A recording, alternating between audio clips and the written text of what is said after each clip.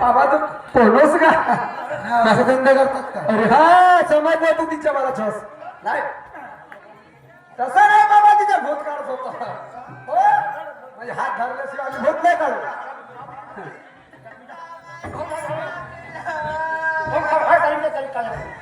प्रथम भाऊ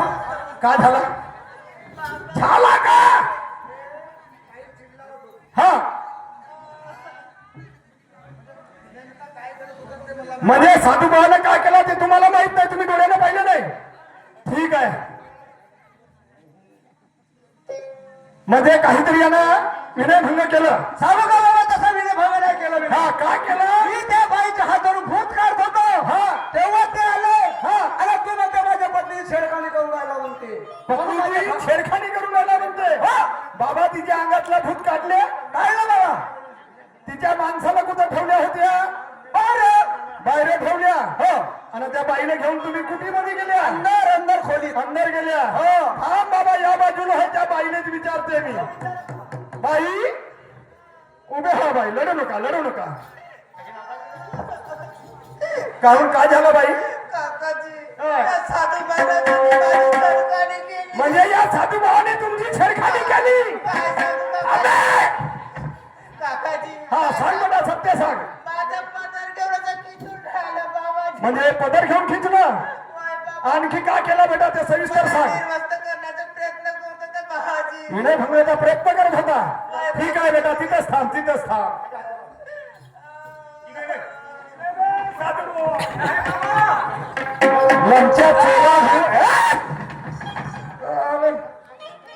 हे अशाना तुमच्यावर विश्वास कसे का करतात लोक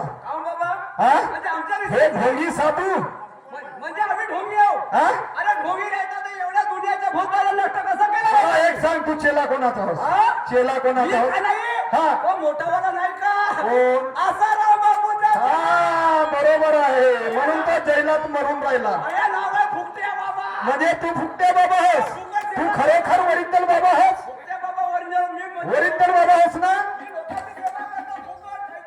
काहीच नाही घेस फुकट सेवा करते बाबा तू ठीक आहे तू आता ढोंगी बाबा होस का ओरिजिनल बाबा होस तर दाढी नसतं समजते बे लमच्या ओरिजिनल बाबा होस बाई लमच्या नकली दाढी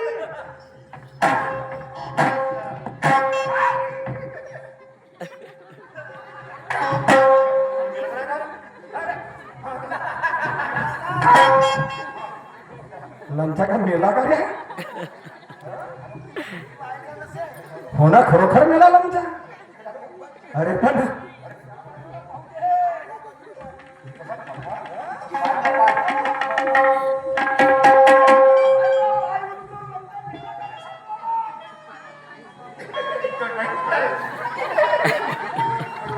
साला मी आजपर्यंत लोक मरताना पाहिलं खरोखर कोणी लमचा झोपल्यानं मरते कोणी बसल्यानं मरते पण मी असा उभा मरताना कधी नाही पाहिलं खरोखर याच्या अंगातली दुर्गादेवी घुसली असं पाहतो आता लमचा खरोखर हा मेला का दुर्गामाई याच्या अंगात आली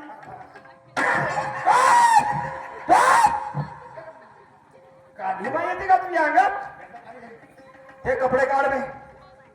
अबे त्या कपडे उतरव